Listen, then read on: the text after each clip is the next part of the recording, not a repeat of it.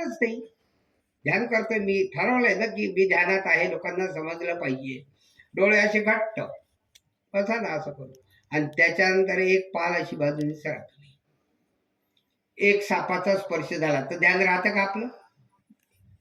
ध्यान आहे की नाही आहे याच्याकरता टाळ्या वाजवल्या, आवाज केला, शिव्या दिल्या, त्याच्यानंतर चिमटे काढले, हे सगळ्या गोष्टींनी ज्यांनी संकल्प केलाय की माझं ध्यान आहे का नाही आहे, पण लोकांना वाटलं पाहिजे मी ध्यानात आहे, त्याचं ध्यान राहू शकतं. पण असंही स्वांग करणारा व्यक्ती जो आहे त्याचंही ध्यान जर तुटायचं असेल तर त्याला स्पर्श करून पाहायचं. एका झटक्यात समजतं की ध्यान लागलेलं आहे की नाही लागलेलं आहे. म्हणून राजा परीक्षितीने शमीक ऋषींच्या गळ्यामध्ये सर्प टाकला. ही कथा साप टाका, अरे काय बाकीच्या गोष्टी नव्हत्या का तिथे काही टाकण्याला? एवढ्या वेली लत्तर होत्या, एखादा दगड फेकून मारायचा चालू शकत होतं ना. ध्यानात आहे की नाही आहे एवढंच पाहायचं होतं. पण ध्यानाचं उत्तमोत्तम परीक्षण काय असेल तर ते करून पाहू. म्हणजे संकल्पपूर्वक जर कोणी स्वांग करायला बसला असेल तर त्याचं स्वांग ओळखण्याकरताचा सर्वोत्तम उपाय शोधला पाहिजे प्रत्येकाने. छोट्याशा उपायावरून मोठा निर्णय करणं हे चुकीचं आहे, हे शिक्षण देण्याकरता म्हणून त्यांनी सर्प टाकला. आणि हा सर्प टाकल्यानंतर यांच्या काही परिवर्तन नाही होत. ध्यानामध्ये बसलेले ऋषी तसेच ध्यानात राहतात. राजाला विश्वास होतो की माझा कोणत्याही प्रकारे अपमान झालेला नाही आहे, हे ऋषी ध्यानामध्ये आहेत, माझा हा अपराध झालेला आहे याची बोध होते, ज्ञान होतं त्याला. आणि त्याच्यानंतर आता सोपा मार्ग असतो की तो साप काढून टाकायचा, ध्यानातून निघेपर्यंत वाट पाहायची, त्यांची क्षमा प्रार्थना करायची आणि त्याच्यानंतर परत आपल्या राज्यामध्ये निघून जायचं. पण राजा परीक्षिती याला तयार नाही होत. राजा परीक्षित म्हणतो चूक माझी झाली आहे, दंड मला मिळालाच पाहिजे.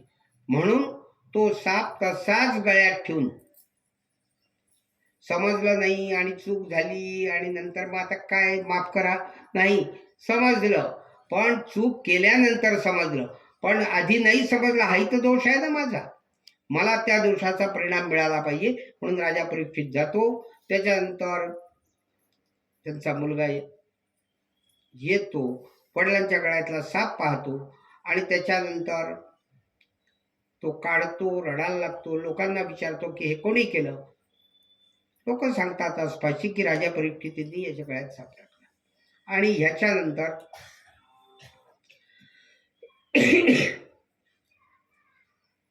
शाप देतो. तो राजा झाला तर काय झालं, त्याला काय वाटतं की त्याला कोणी शासन करणारा नाही आहे.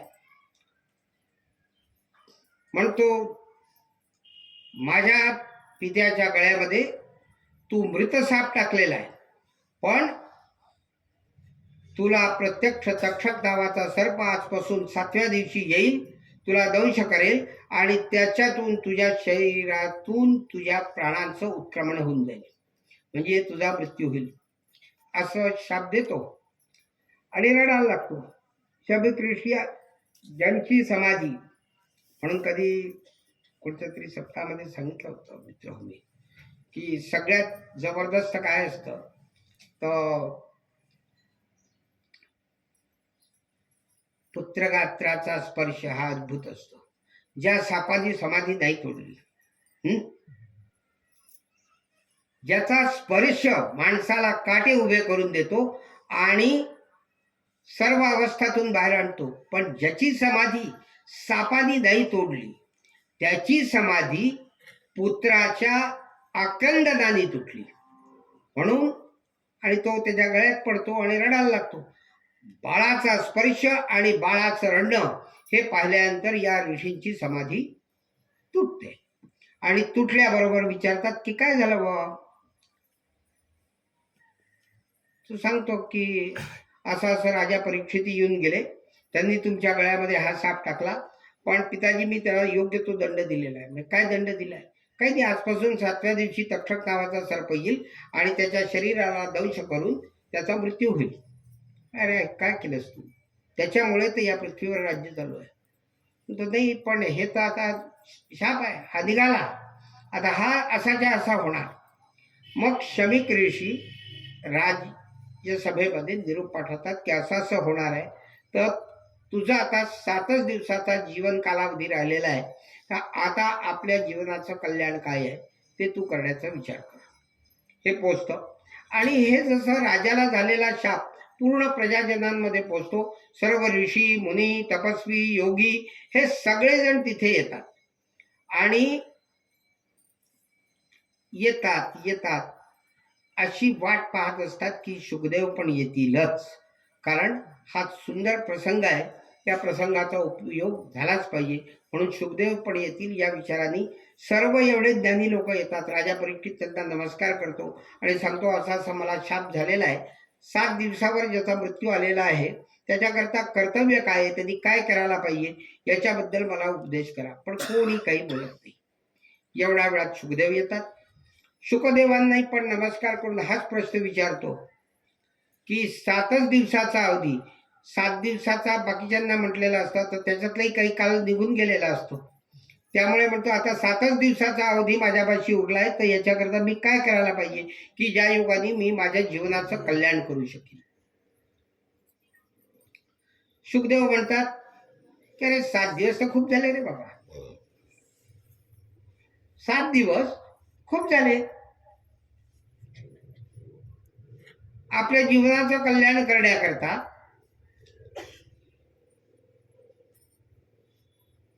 7 दिवस खूप झाले. खटवांग नावाच्या राजाला एका मुहूर्तामध्ये मुक्ती झाली. त्याच्यानंतर याच्यात पुढे जी कथा येणार आहे अजामिलाची, आपल्याला त्या कथेमध्ये पाहायला मिळतं की मरताना शेवटच्या क्षणामध्ये, म्हणजे क्षणार्धे दैव, अर्ध्या क्षणामध्ये त्याला रस्ता मिळाला, मुक्ती झाली. हे सगळे प्रसंग पुढे पुढे आपण पाहणार आहोत. ध्रुवाचा पाहू, प्रल्हादाचा पाहू आणि अनेक जेवढे जेवढे हिरण्याक्ष हिरण्यकशिपू वगैरे पाहू की हे किती वेळ लागतो जीवनाचं कल्याण करण्याकरता. अखंड जीवन आपलं खराब झालेलं असलं तरी थोडा तो एक निष्ठेचा श्रद्धेचा एक क्षण जर बाकीच्या यांनी आलोडीत आवेष्टित नसेल तर तेवढा एक क्षण पण पुरतो. याच्याकरता आपल्याला कसं बाकीचे कथांमध्ये सांगताना लोक म्हणतात द्रौपदी भगवंताची बहीण होती, भक्त होती, आणि त्याच्यानंतर जोपर्यंत ती पूर्ण संकटात येऊन आपली रक्षा आपण करण्याकरता प्रवृत्त होती तोपर्यंत भगवंतानी वासावतार नव्हता घेतला.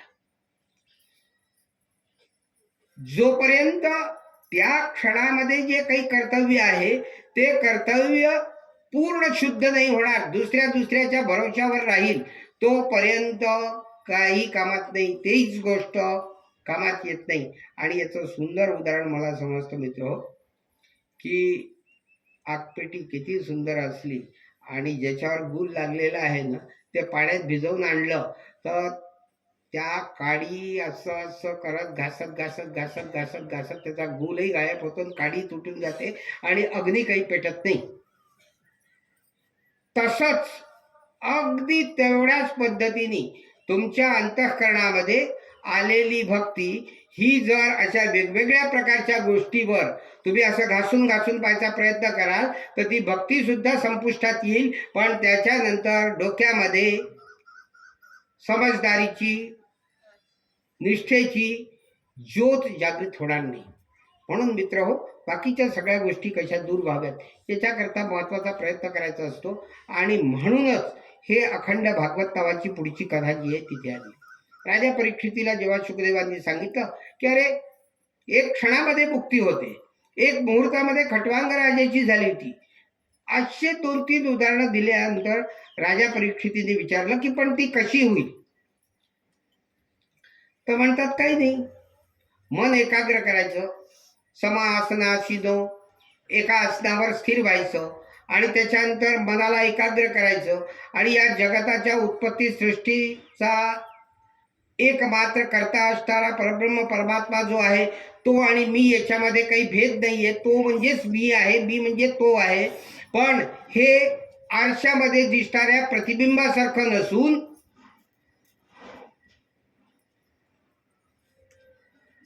अंतस्थ अनुभवामध्ये येणारा हा साक्षात्कार आहे.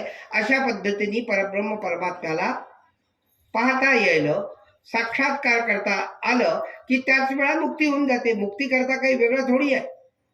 मुक्ती म्हणजे तू म्हणजे मी आहे हे जेव्हा एकाकारता येते त्यावेळा सहज मुक्ती होऊन जाते.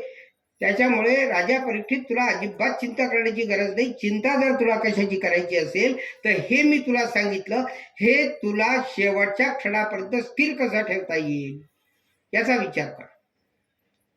आता त्यांनी काय केलं, राजा परीक्षितीने म्हटलं की मी स्थिर ठेवतो, मी स्थिर ठेवीन. आता मला समजलंय की काय बरोबर आहे. आणि बस 7च दिवसाचा प्रसंग आहे ना. मला सांगितलं तुम्ही की भगवंताशी एकाकार व्हायचं आणि तोच मी आहे असा भाव स्थिर करायचा. हा 7 दिवस स्थिर ठेवू शकला की त्याच्यानंतर तुझी मुक्ती होईल. मला समजलं, आता मी करून टाकेन. परीक्षितीने हा विचार नाही केला मित्र. परीक्षितीकडून सगळ्यात महत्वाचं शिकण्याकरताचं जे महत्वाचं आहे ते हेच आहे की त्याला समजलं की यांच्यामुळे मला हे समजलंय.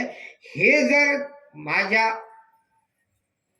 असं दृष्टीआड झाले किंवा यांच्या वाणीच्या प्रवाहाने ज्या माझ्या कानामध्ये रसायन म्हणून गेलेलं आहे, जे हृदयामध्ये आता आता थोडं प्रवेश करत आहे आणि हृदयातून प्रवेश करून ते चित्तामध्ये स्थिर व्हायचं आहे, तोपर्यंत जर हे सरकले आणि यांच्या जागी दुसरा कोणी आला तर नक्की माझ्या डोक्यात आणि चित्तात काय स्थिर होईल काय स्थिर नाही होणार हे निर्णय करून पाहण्याकरता प्रयोग करण्याकरताचा टाइम नाही आहे. 7च दिवस उरलेले आहेत. त्यामुळे त्यांची प्रार्थना केली की महाराज हे सर्व तर ठीक आहे, पण एवढं मन स्थिर कसं ठेवायचं, कोणची उपासना करायची, कोणची मंत्र जाप करायचा, त्याला एकाग्रता कशी करायची याच्याबद्दल मला तुम्ही सतत सतत सांगत राहा. आणि कसं आहे, मी मूर्ख विद्यार्थी आहे, मला अनेकानेक प्रश्न पडणार आहेत. त्यामुळे आणि आपण सर्वज्ञ गुरु आहात, त्यामुळे माझ्या प्रश्नांचं उत्तर द्यालच तुम्ही, याचा माझ्या अंतःकरणामध्ये विश्वास आहे. पण मला मूर्खासारखे प्रश्न पडणार आहेत, तरी माझ्या प्रश्नांनुसार आपण मला याची व्यवस्थित उत्तरं देत राहा अशी प्रार्थना करतात, नमस्कार करतात आणि त्याच्यानंतर मग विचारतात. इथून पहिला स्कंद संपतो मित्र हो. याच्यातूनही परत ती निष्ठावाली गोष्ट जी आहे ती म्हणजे भक्ती, ही निष्ठाविरहित जर राहिली, जर याच्यामुळे मिळालेला आहे आणि हा आहे तोपर्यंत माझं ज्ञान आहे, हा निश्चय जर परीक्षितीपाशी नसता तर एवढं सर्व ज्ञान घेऊन सुद्धा परीक्षिती तक्षकाचा दंश झाला असता शापाप्रमाणे. त्याच्यानंतर मरताना त्याला देह गेहात्मबुद्धी त्याच्या अंतःकरणामध्ये स्थिर झाली असती आणि त्याच्यानंतर कुठेतरी त्या शापाबद्दल आक्रोश आणि त्याच्यानंतर जाणारी संपत्ती आणि जन्मेजे आदी पुत्र हे आपले एकटे पडलेले आहेत याच्याबद्दलचा मोह अंतःकरणामध्ये जागृत झाला असता आणि परीक्षितीला जो मुक्ती मिळाली ती मुक्ती न मिळताना त्याला परत पुनरपि जननम पुनरपि मरणम हे भोगावं लागलं असतं. म्हणून राजा परीक्षितीने जो संकल्प घेतला की ज्ञान मिळालं यांनी संतुष्ट होण्याची गरज नाही आहे, मिळालेलं ज्ञान हे मृत्यूच्या कालखंडापर्यंत मला तसंच्या तसं ठेवायचं आहे आणि याच्याकरता आयुष्यामध्ये जे काही प्रसंग येतील त्याला तसंच पाहायचं आहे. आणि ते जर मला पाहता येत नसेल तर ते दाखवणारा गुरु जो आहे याच्या सान्निध्यामध्ये मला राहायचं आहे, त्याशिवाय मला जीवनाचं कल्याण नाही आहे. म्हणून आपल्या संत लोकांनी म्हटलंय, गुरु गोविंद गौ खडे काके धरू पाय, बलिहारी गुरु आपकी जो दियो गोविंद दिखाय. मित्र हो, ज्ञान होणं ही काही खूप मोठी घटना नाही आहे. चालता बोलता ज्ञान होऊ शकतं. ज्ञानाला स्थिर करणं, त्याच्यानंतर ज्ञानाला लागणारे जे भुंगे आहेत त्या भुंग्यांपासून वाचवणं. अरे साधी गोष्ट आहे मित्र. आपण आपल्या घरामध्ये गहू तांदूळ घेऊन जातो, किती दिवसाचे दधी असतात, ते किती दिवस आपल्याला पोषण करणार असतात. पण त्यालाही पण आपण कोणती पावडर लावतो, बोरिक पावडर, पारट टिक्की आणि काय काय लावतो, बापरे बाप. ज्या धान्याची आपल्यापासून आल्यापासून संपेपर्यंतचा कालखंड 1 वर्ष आहे, पण तेवढ्या धान्यानी आपल्या शरीराचं पोषण होणार आहे तर किती होणार आहे, जास्तीत जास्त 2, 5, 10, 15 ग्रॅम रक्त वाढणार आहे. पण त्याच्याकरता पोषणाची एवढी तयारी आपण करतो आणि जे ज्ञान आपल्याला चिरंतन आनंद देणार आहे त्याला असंच सोडून देतो. मित्रांनो, राजा परीक्षितीकडून शिकण्याकरताची जी काही आवश्यकता आहे आपल्याला, बाकी कथा सगळ्यांना समजलेली आहे, सगळे हुशार आहेत, सूज्ञ आहेत, बहुश्रुत आहेत. पण राजा परीक्षितीकडून मला आज जे काही शिकावंसं वाटलं ते हे आहे की आपल्याला किती ज्ञान झालं असलं तरी त्या ज्ञानाचं साधन आणि ते ज्ञान ज्याच्यामुळे आपल्याला आलेलं आहे ते गुरुपद, गुरुकृपा, गुरुसेवा ही आपल्या चित्ताच्या बाहेर जाणार नाही. आधी याला जागा चित्तात मिळाली पाहिजे. ज्ञान हे जर राहिले तर ज्ञान तर आपोआप येऊन राहील. घरामध्ये आंब्याचं झाड लावल्यानंतर आंबे विकत घ्यायला नाही जावं लागत बाबा. जसे आंबे पाहिजे तसं झाड लावून घ्या, आंबे विकत घ्यायला जाण्याची गरज नाही. चित्तामध्ये जर गुरुनिष्ठा ही पक्की झालेली असेल तर ज्ञानाकरता आपल्याला ह्या त्या दरवाजामध्ये जाण्याची गरज नाही पडत. मित्र, राजा परीक्षितीकडून हे सगळं सकाळच्या संहिता पाठामध्ये शिकायला मिळालं. तुम्हाला सांगितलं. याच्या पुढची कथा 2ऱ्या स्कंदामध्ये सर्व ज्ञान कर्तृत्व मिळाले ब्रह्मदेव आणि त्याच्यानंतर त्यांना पण जेव्हा परब्रह्म परमात्म्याने सांगितली सृष्टी कर, त्यावेळा त्यांनी काय म्हटलं की जो सांगतोय त्यालाच विचारायला पाहिजे कशी करायची. त्यांनी परत भगवंताची स्तुती केली आणि त्याच्यानंतर त्या स्तुतीच्या दरम्यान भगवंतानी जेव्हा ही सृष्टी कशी कर याचा जो उपदेश केला तो उपदेश म्हणजे चतुश्लोकी भागवत आहे मित्र.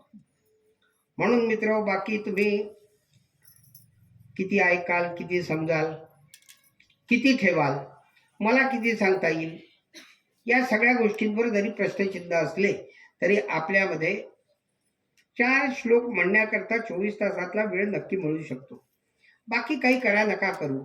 हा सप्ताह झाल्यानंतर कमीत कमी हे स्थिर ठेवा की एकही दिवस या आयुष्यातला असा नाही जाणार की ज्या दिवशी मी चतुश्लोकी भागवताचा पाठ नाही केला. कारण ते चतुश्लोकी भागवत म्हणजे ब्रह्मदेवाला परब्रह्म परमात्म्यानी ही सृष्टी कशी असायला हवी, तू ती कशी करायला पाहिजे आणि ते केल्यानंतर त्याच्या आत, त्याच्या आधी, त्याच्या नंतर मी कुठे कसा आहे याच्याबद्दल समजून सांगितलेला पूर्ण उपदेश म्हणजे चतुश्लोकी भागवत आहे. म्हणून मित्र हो, ते पण आपल्या पठणामध्ये नित्य असावं अशी एक अपेक्षा करतो मी. विचाराला नक्कीच नाही येणार आहे की तुम्ही करता की नाही करत आहे. वाटतं की हे बरोबर आहे, हे करायला पाहिजे, करा, नका करू. इथे 2रा स्कंद जवळपास संपतो आणि याच्यामध्ये 2रा स्कंद हा भागवताची खऱ्या अर्थाने जर पाहायचा विचार केला तर हे भागवताचं हृदय आहे. पूर्ण भागवत 2ऱ्या स्कंदामध्ये आहे. कारण बाकीचा एकही स्कंद असा नाही आहे की ज्याच्यामध्ये कोणाच्या ना कोणाच्या आचार विचाराची कथा नाही आहे. हा फक्त 2रा स्कंदच असा आहे की ज्याच्यामध्ये शुद्ध रूपाने या सृष्टीची उत्पत्ती ते लय याच्यापर्यंत काय काय अवस्था होत जाणार आहे आणि कशा कशा प्रकारे लोक काय काय करणार आहेत याच्याबद्दलचं पूर्ण विस्तारपूर्वक वर्णन म्हणजे हे 10 अध्याय आहेत. पण या 10 अध्यायावर भाषण करणं, टीका करणं, चर्चा करणं हे खूप कठीण आहे. म्हणजे एक वेळा दशमस्कंदावर बोलणं त्या मानाने सोपं आहे, पण 2ऱ्या स्कंदावर बोलणं जरा कठीण आहे. पण दुसऱ्या स्कंदावर अभ्यास करणं खूप सोपं आहे. कारण दुसरा स्कंद हा सांगण्याकरता नाहीये, दुसरा स्कंद हा अनुभव करण्याकरता आहे मित्र. आणि जेव्हा त्याला आपण सतत चिंतन मननामध्ये ठेवू त्यावेळेला आपल्याला त्याचा अनुभव यायला लागतो. आणि म्हणूनच तुमच्या अनुभवाकरता चतुश्लोकी भागवत हे दुसऱ्या स्कंदामधला पार्ट आहे, तो तुम्ही तुमच्या नित्य वाचनामध्ये ठेवा. नित्यचा अर्थ जर समजला असेल तर फारच उत्तम आहे.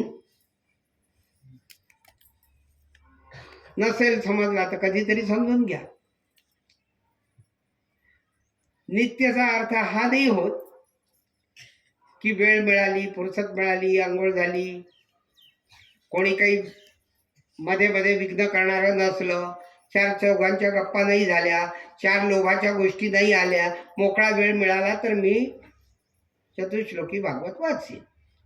आणि ह्या सगळ्या गोष्टीने जर अखंड दिवस व्यापला गेला तर कुठे भागवत वाचणार आहे? याला नित्य भागवत वाचन नाही म्हणत. बऱ्याच लोकांच्या तोंडून ऐकतो मी ते की मग यावेळा ते करायचं असं, त्यावेळा ते करायचं असं, त्यावेळा ते करायचं. ठीक आहे, करून घे, मग हे राहू दे. दोन्ही गोष्टी नाही होणार. तिसऱ्या स्कंदाची सुरुवात होते. तिसऱ्या स्कंदामध्ये परत तेच पाहण्याला एक गोष्ट मिळते की ज्ञान हे निष्ठा जोपर्यंत नसेल तोपर्यंत ज्ञान कामात येत नाही. विदुर हे मंत्री होते आणि त्याच्यानंतर आपण दिलेल्या सल्ल्याचा आदर सत्कार कोणी नाही केला, धृतराष्ट्रांनी नाही केला. म्हणून धनुष्य आणि मंत्रिपदाची वस्त्र ही ठेवून निघाले वनवासामध्ये. पण त्याच्यानंतर भ्रमण करत करत करत मैत्रेयांची त्याचा भेट झाली, सर्व झालं. आणि त्याच्यानंतर या विदुरांनी एवढं सर्व ज्ञान घेऊन परत काय केलं? परत हस्तिनापुरामध्ये आले आणि मोहामध्ये पडलेल्या धृतराष्ट्राला उपदेश दिला. हे तिसऱ्या स्कंदात नाहीये, पाठीमागून पुढे येऊन सांगतोय की धृतराष्ट्राला जो उपदेश दिला त्यांनी पहिल्या स्कंदात, तो मिळवला कुठे? तर तिसऱ्या स्कंदामध्ये ती कथा आहे. मित्र हो, जिथे मी जाणार नाही हा माझा संकल्प, आणि त्याच्यानंतर ते ज्ञान झाल्यानंतर हे ज्ञान ज्यांनी या ज्ञानाकडे जाण्याकरता मला तिरस्कार भावनेनी आहत केल्यामुळे हे ज्ञान घेण्याकरताचा अवसर मिळाला, त्याच्याबद्दलची कृतज्ञता व्यक्त करण्याकरता आपल्या संकल्पाला सोडून पुन्हा हस्तिनापुरामध्ये जाणे, हा विदुरांचा जो भाव आहे. मित्र हो, माझा कुठे मान झाला, माझा कुठे अपमान झाला, याच्यापेक्षा माझ्या जीवनाला दिशा देण्याचं काम कोणी केलं त्याच्याबद्दल माझं कर्तव्य काय आहे हे अंतःकरणामध्ये ठेवणं. याचाच अर्थ की आपल्या मुक्तीचा, आपल्या जीवनाचा पाया घडवणाऱ्या गोष्टींना विस्मृत न होऊ देताना त्याच्याबद्दलची आपली प्रतिबद्धता आणि त्याच्या कल्याणाबद्दलचं आपल्या कर्तव्याची निष्ठा ही अंतःकरणामध्ये ठेवून काय करायला पाहिजे हे जर कुठून शिकायचं असेल तर विदुरांचं चरित्र जेव्हा आपण पाहतो त्यावेळेला आपल्याला पाहायला मिळतो. आपण उगाच व्यर्थ संकल्प करतो, त्याचं तोंड पाहणार नाही, त्याच्या घरी जाणार नाही, याच्या घरी बसणार नाही, त्याच्या घरी उठणार नाही, आणि त्याच्यानंतर नाही उठणार तर काय करणार? आपल्या हाती येणारा भागवताचा अमृत कलश सोडून देणार, अजून काय करणार? मित्र हो, सकाळची संविधान कालचं महात्म्य याचं जेव्हा रसायन बनायला लागलं त्यावेळेला एकच गोष्ट भागवतामध्ये प्रत्येक कथेमध्ये मला अशी दिसायला लागली की निष्ठा, कर्तव्य आणि त्याच्याबद्दलची प्रतिबद्धता ही या भागवतातल्या प्रत्येक चरित्रांनी आपल्याला जगून काय काय दाखवलंय, याच्यामध्ये आपण कुठे काय काय चुका करतो, या चुका जर आपल्याला दुरुस्त करता आल्या तर हे भागवत आणि त्याच्यानंतर आपलं मनुष्य जन्माचं कल्याण होण्याकरताचा एक रस्ता मोकळा होऊन जाईल. मित्र हो, विदुरांची मैत्रेयांचा संवाद होऊन ही सर्व कथा होते. याच संवादामध्ये अजून एक महत्वाची गोष्ट, या सृष्टी म्हणजे उत्पत्ती या किती प्रकारच्या असाव्या याच्याबद्दलचं वर्णन जेव्हा दिलं त्यावेळेला याच्याबद्दल सांगितलं नवविधा सृष्टी आपल्या इथे आहे.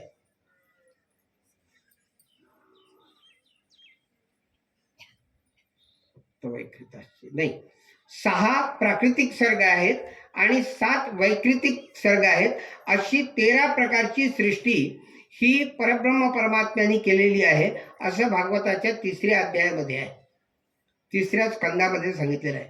मित्र हो, आपल्याला साधारणपणे बरेच दिवसापर्यंत आणि काल महात्म्याच्या दिवशी मी सांगितलं की आपण खूप भाग्यवान लोक आहोत की आपला जन्म अशा कालखंडामध्ये झालेला आहे की ज्या कालखंडामध्ये आपण 30-35 वर्षामध्ये 300-350 वर्षाचा अनुभव काय असतो हे जर डोळे, डोकं, कान उघडे ठेवून त्याचं चिंतन करण्यामध्ये घालवला तर आपल्याला या 30-35 वर्षामध्ये 350-400 वर्षाचा अनुभव सहज घेता येईल. आणि त्याचं जर चिंतन मनन करता आलं आपल्याला तर मला वाटतं कमीत कमी 3500 वर्षाचा अनुभव तर घ्यायला काहीच हरकत नाही.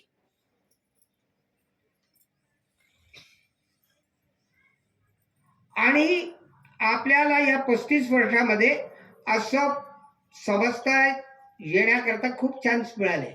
म्हणजे ज्याला आपण विषारी वात असं म्हणतो त्या वातावरणात जगणारे अनेक जीव आणि त्याच्यानंतर त्याच्यावर तयार होणारी सृष्टी ही वेगळ्या वेगळ्या प्रकारची आपल्याला पाहायला मिळते. आणि हे 6, 7, 13 होतात आणि 13 परस्परामध्ये जेव्हा अनुलोम विलोम पूर्वापर भावनांनी एकमेकांसोबत बसतात त्यावेळेला ही सृष्टी 13 गुणात 13 गुणात 13 एवढ्या मल्टिपल्समध्ये या सृष्टीचे पोषक द्रव्य काय असतात ते आपल्याला समजतात. काही मॉलिक्यूलमध्ये असतात, काही मूलरूपामध्ये असतात, काही वायूमध्ये असतात, काही पृथ्वी तत्वामध्ये, काही जड स्वरूपामध्ये असतात, काही प्रवाही स्वरूपामध्ये असतात. पण एवढ्या प्रकारची तत्व ही जीवाची पोषण तत्व आहेत. अशा प्रकारचा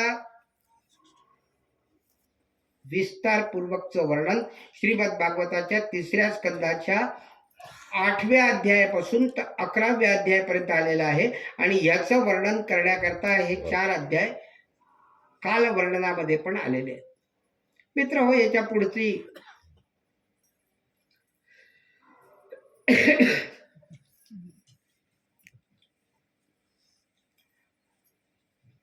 आता हा एवढा सगळा विस्तार एवढ्या प्रकारे होत असतो हे आपल्याला मैत्रेयाने विदुरांना जे सांगितलं आणि त्याच्यानंतर विदुरांना ते सांगत असताना विदुरांनी हा सर्व कथा चालू असताना एक प्रश्न केला की हे सर्व तर जेवढे काही पदार्थ सांगितलेस तू हे सगळेच्या सगळे पदार्थ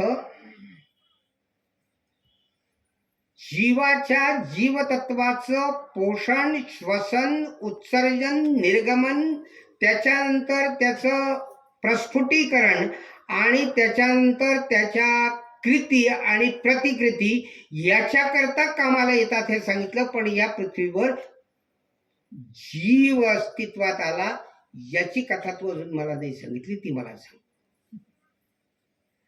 पद सांगितले, पदार्थ सांगितले, जीवांचं पोषण करणारे किती प्रकारचे पदार्थ आहेत हे सर्व समजून सांगितलं.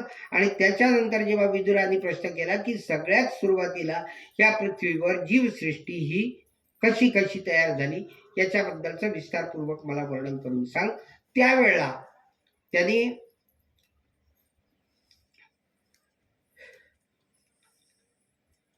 एकपाद, द्विपाद, चतुष्पाद, त्रिपाद, षटपाद, अष्टपाद,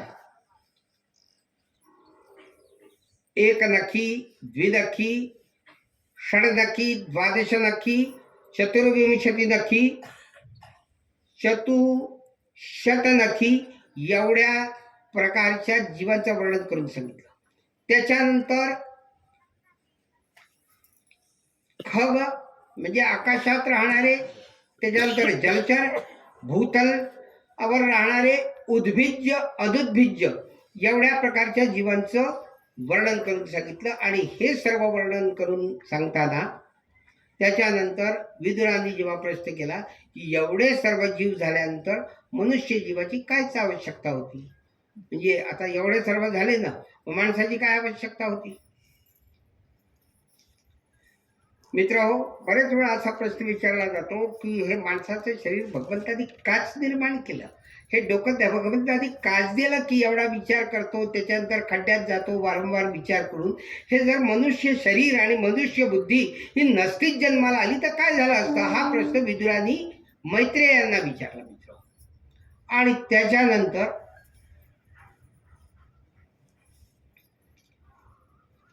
मैत्रेयांनी विदुराला सांगितलं की मनुष्याचा जन्म व्हावा याची आवश्यकता परब्रह्म परमात्म्याला वाटली. का वाटली? की जोपर्यंत संकल्प करण्याची ताकद नाही आहे तोपर्यंत संकल्प सिद्धी नाही होत. आणि परब्रह्म परमात्मा जो आहे हा सत्यकाम सत्य संकल्प असा आहे. तर एक तर तुमची कामना सत्य व्हायला पाहिजे किंवा तुमचा संकल्प सत्य व्हायला पाहिजे, तरच तुम्ही मुक्तीपर्यंत जाऊ शकता. मुक्तीला जाण्याचं परम साधन म्हणजे मनुष्य शरीराची प्राप्ती आहे. मनुष्य शरीराची प्राप्ती झाली, इथे संकल्प झाला की त्याच्यानंतर दुसऱ्या योनीतून मुक्ती होणार नाही असं नाहीये. पण संकल्प मुक्तीचा याच योनीमध्ये होऊ शकतो. कारण संकल्प करण्याची ताकद, अपेक्षा करण्याची ताकद, ज्याला आपण म्हणतो ना लालच लिप्सा वगैरे, ही सर्व जी ताकद आहे ही एक दिशेला लागली की त्याच्यानंतर तीच मुक्तीचं साधन बनते. आणि तीच विदिशेला गेली तर त्याच्यानंतर ते बंधनाचं कारण बनतं. याच्याबद्दलचा विस्तारपूर्वक 13व्या 14व्या अध्यायामध्ये सांगितलंय समजून की मनुष्याचा जन्म याच्याकरता आहे की बाकी जीव इच्छा करतात, संकल्प नाही करू शकत. आणि संकल्प करण्याची ताकद जी आहे ही फक्त मनुष्य योनीमध्ये आहे. आता भगवंताला संकल्प गेल्यानंतर तो पूर्ण करायचा असेल, संकल्प करण्याची इच्छा झाली तर ती पूर्ण करण्याची ताकदही यायला पाहिजे. तर ती ताकद येण्याकरता जर आता आपण जरा डोळे उघडून पुढच्या वेळेपासून पाहायचा प्रयत्न करू, पुढच्या सप्ताहामध्ये याल त्यावेळेला तुमच्यापैकी कोणीतरी मला हे सांगण्याकरता मिळेल की मनुष्याच्या व्यतिरिक्त हा एक असा जीव आहे की ज्याच्यापाशी पंचज्ञानेंद्रिय, पंचकर्मेंद्रिय, पंचतन्मात्रा, त्याच्यानंतर पंचश्वास, पंचप्राण आणि त्याच्यानंतर विचार करणारी बुद्धी, एवढ्या गोष्टी ज्याच्यापाशी आहेत. असं मनुष्या व्यतिरिक्त एखादा कोणता तरी जीव आहे. साधारण माणसासोबत बऱ्याच लोकांचा आहे, वानराचा पण आहे, हत्तीचा पण आहे, तो पण विचारवान आहे, पण त्याच्यापाशी पंचतन्मात्रा नाहीये. त्याच्यापाशी 3च मात्रांवर हत्ती जगतो. 4थी 5वी मात्राच नाही, आपल्याला पंचतन्मात्रा लागतात. तर ज्याच्यापाशी पंचज्ञानेंद्रिय, पंचकर्मेंद्रिय, पंचतन्मात्रा, पंचप्राण, चित्त, बुद्धी, अहंकार, संकल्प, विकल्प, एवढ्या गोष्टी या मनुष्याच्या व्यतिरिक्त एक जीव जगात सृष्टीत नाहीये की ज्याच्यामध्ये एवढ्या सगळ्या गोष्टी आहेत. आणि समजा या सगळ्या गोष्टी अन्य जीवामध्ये आल्या असत्या तर समजा आता कोरोनाला हे सर्व उपलब्ध झालं असतं. तर त्याच्यानंतर कोरोना कॅरियर्स कोणी व्हायची गरज पडली नसती ना. बाकी जेवढे जीव आहेत मित्र त्यांना यातलं काही ना काहीतरी कमी आहे. ह्या सगळ्या गोष्टी ज्याच्यामध्ये भरपूर मात्रेमध्ये भरून दिलेल्या आहेत भगवंतानी, असं एक मात्र शरीर मनुष्याचं आहे. बरं, आता हे सर्व शरीर मिळाल्यानंतर पुढे काय होतं? तर हे सर्व शरीर मिळालेले पहिले जीव कोण कोण झाले तर सप्तर्षी झाले, नारद झाले, ही सर्व सृष्टी तयार झाली. आणि त्याच्यानंतर कश्यपांना दिती अदिती नावाच्या 2 पत्नी झाल्या. दितीपासून दैत्य आणि अदितीपासून देव झाले. हा इतिहास सर्वश्रुत आहे. पण सर्वप्रथम सृष्टीवर सगळ्यात पहिल्यांदा जर मनुष्यासारखं शरीर घेऊन जन्माला आलेला कोणी असेल तर हिरण्याक्ष आणि हिरण्यकश्यपू आहेत, ज्यांच्यामध्ये विकार होते. बाकी जेवढे ऋषी होते ते विकाराने भरलेले नव्हते. ते ब्रह्मदेवाचे मानसपुत्र म्हणून जन्माला आले.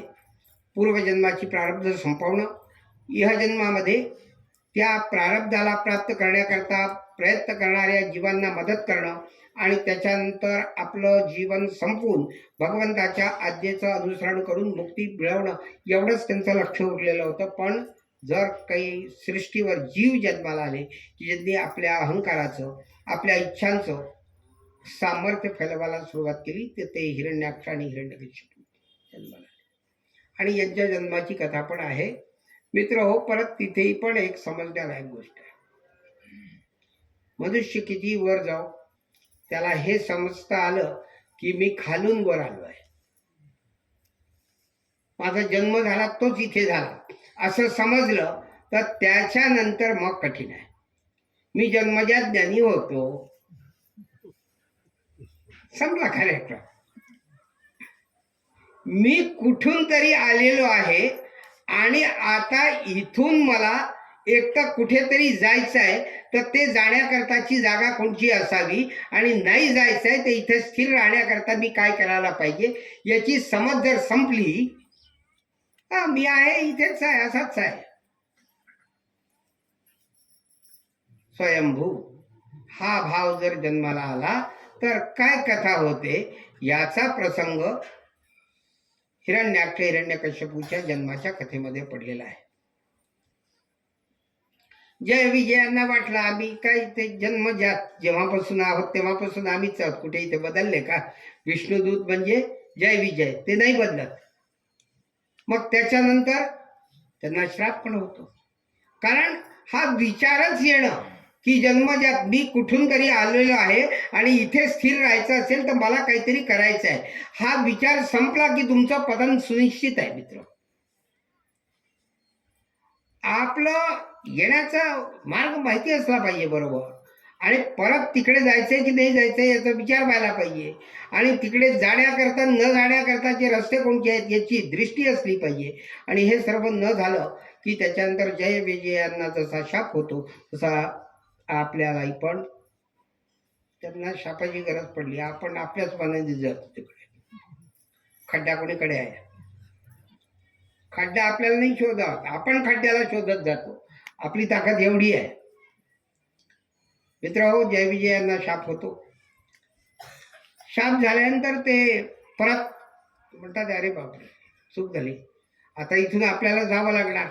आणि तेही राक्षसयोनीमध्ये विचारतात की बाबा परत आम्ही इथे या पदाला कसे येऊ आणि त्याच्यानंतर इथे स्थिर कसे राहू, हे समजण्याकरता ऍक्च्युली तो शाप जो होतो तो याच्याकरता नाही होत की त्यांना फक्त तिथे खाली जायचं असतं, खाली जाऊन परत वर यायचं असतं, वर येऊन स्थिर व्हायचं असतं. एवढ्याकरता तो शापंदास्य निदंजगऊ असं पद आहे. ज्यावेळा ऋषीमुनी आणि कोणी श्रेष्ठ पोचलेले लोक एखाद्याला एखादा शाप देतात त्यावेळा त्याला समजून घ्यायचं असतं की त्या शापाच्या पाठीमागची पृष्ठभूमी काय, की इथे बसून बसून हा खूपच आळशीपणा करायला लागला आणि याला असं वाटायला लागलंय की ही जागा आता माझी कायमची परमनंट झालेली आहे, याला थोडा हालबाल लागेल, त्यावेळा हा जागेवर येईल आणि जागेवर आला की मग हा उपयोगाचा व्यक्ती आहे. हे जेव्हा समजतं त्यावेळा असे पोचलेले लोक आपल्या कोणत्याही प्रकारच्या भावनांना असं उचंबळून न येऊ देता कर्तव्य बुद्धीने समोरच्याचं कल्याण होण्याकरता काय योग्य आहे हे समजून शाप देतात. त्याप्रमाणे सनत सनंदन सनत कुमारांच्या शापाने राक्षस योनीला प्राप्त झालेले आणि त्याच्यानंतर 3 वेळा हरीच्या हातून जेव्हा तुमचा मृत्यू होईल त्यावेळा या सर्व विचारांचे प्राक्तन भोग म्हणजे मी, माझं ताकद, माझी बुद्धी याच्या सामर्थ्याला पूर्ण समजून तुम्ही जेव्हा 3 वेळा हरीच्या हातून मृत्यूला प्राप्त होऊन परत याल त्यावेळा परत जय विजय रूपामध्ये याल आणि त्याच्यानंतर तुम्ही स्थिर राहाल असा त्यांना उत्साह मिळतो. ही पण कथा अशी तुटक 4 शब्दांचा वेटोळा घेत अशी आलेली आहे भागवतामध्ये मित्र. ह्या कथेमधून पण आपल्याला हे समजायचं असतं की परत शाप झाला तर संत्रस्त न होताना का शाप झाला याचा विचार करणं, शाप देणाऱ्यांच्या बद्दल कोणत्याही प्रकारचा आकस अंतःकरणामध्ये न येऊ देता ज्याच्याकडून आपल्याला त्रास झालाय तो त्रास दूर करण्याचा उपाय त्यालाच विचारण्याची बुद्धी अंतःकरणामध्ये येणं, हाच याच्यातून आपल्याला घेण्यालायकचा मूळ जर काही घ्यायचं असेल तर आपल्याला ज्याच्यापासून त्रास होतोय त्या त्रासाच्या मुक्तीचा उपाय पण तोच सांगू शकतो, एवढी समजदारी आपल्याला बाळगता यायला पाहिजे. आपण काय करतो, ज्याचा त्रास होतो त्याच्यापासून दूर पळतो, तो त्रास आपल्या पाठीमागे पळत राहतो आणि त्याच्यानंतर ही धावपळ अखंड आयुष्यभर चालत राहते. म्हणून जिथे त्रास आहे तिथेच त्याचा उपाय आहे, ही समज आपल्याला वाढवता आली पाहिजे. हे जय विजयाच्या शापाच्या कथेतून मिळतं. पुढे हिरण्यकश्यपू जन्माला येतात, ही पण कथा अजून परत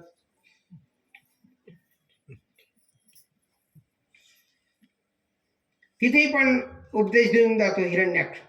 युद्ध होतं आणि युद्धामध्ये दोघही जण आपल्याला ज्ञान देत जातात. वराह रूपामध्ये आलेले परब्रह्म परमात्मा हे त्रैलोक्याचे स्वामी आहे. त्यांच्या हातून गदा पडते, हा म्हणतो की गदा उचला, हे असं काय चालणार, दिलं एक अभयदान तुम्हाला. अहंकार किती वाढावा की जो जगाला चालवतो त्यालाही अभयदान देण्याची तयारी करावी. पण एवढं सामर्थ्य असणारा व्यक्ती, ज्याला ना गदेची गरज आहे ना अस्त्रशस्त्रांची गरज आहे, जो संकल्प मात्राने कार्य करण्यामध्ये समर्थ आहे, तोही व्यक्ती, या व्यक्तीचा अहंकार वाढणं आता गरजेचं आहे. कारण एकाच जन्मात मुक्ती नाहीये, दुसऱ्या जन्माकरता जर अहंकार नाही राहिला तर दुसरा जन्म होणार नाही. म्हणून पडलेली गदा परत उचलतात.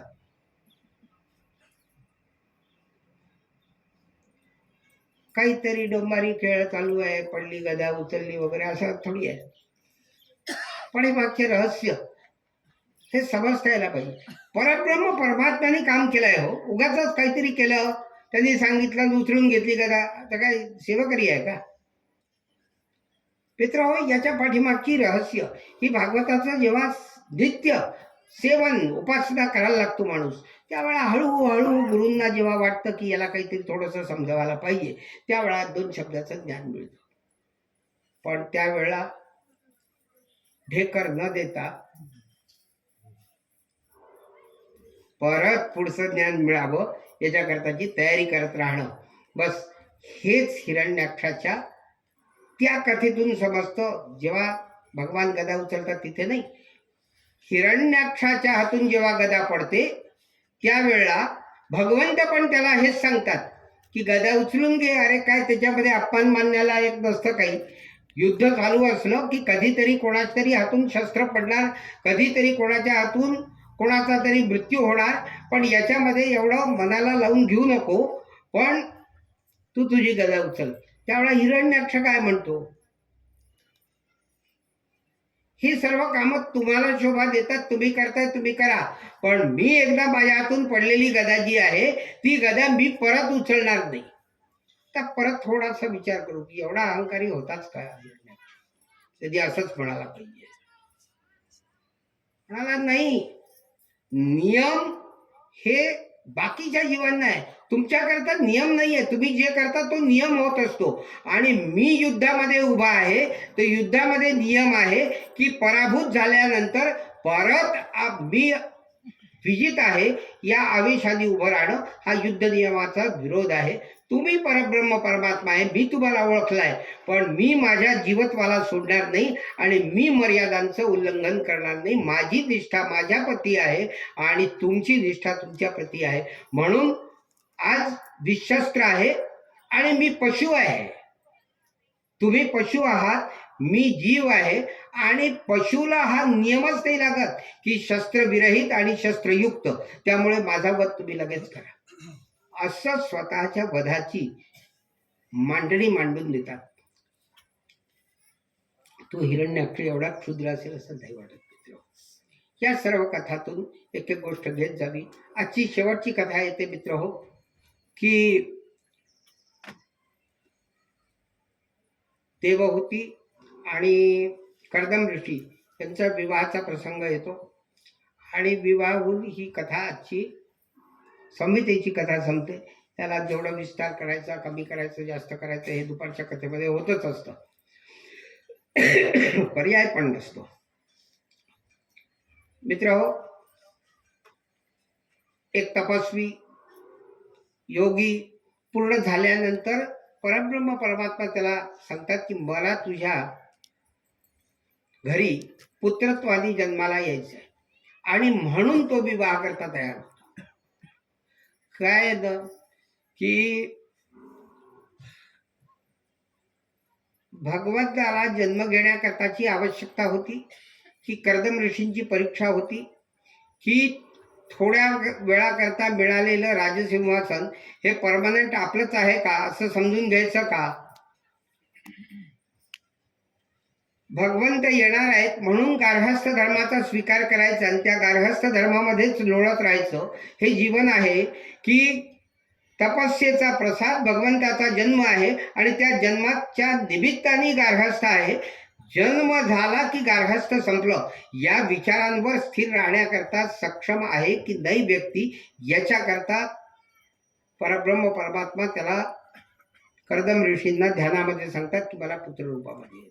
त्याच्यानंतर मनुष्यरूपा येऊन देवहूती नारदांच्या तोंडून यांची तपस्या, यांचं सामर्थ्य ऐकते आणि त्यांच्याशी विवाह करण्याचा संकल्प करते. ते शतरूप आणि मनु सांगतात. हे पण दोन्ही गोष्टी मॅच झाल्या, लग्नाकरता तयार होतात, विवाह होऊन जातो.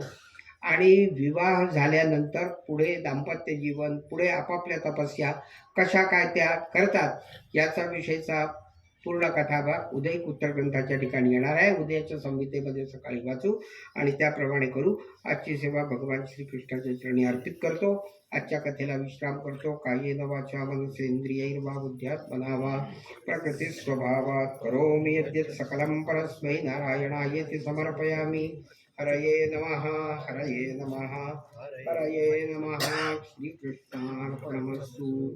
कृष्णाय वासुदेवाय हरये परमात्मने प्रणतक्लेशनाशाय गोविन्दाय नमो नमः. देवकी सुत गोविन्द वासुदेव जगत्पते कुरु मे सर्वकल्याणं त्वामहं शरणं गतः.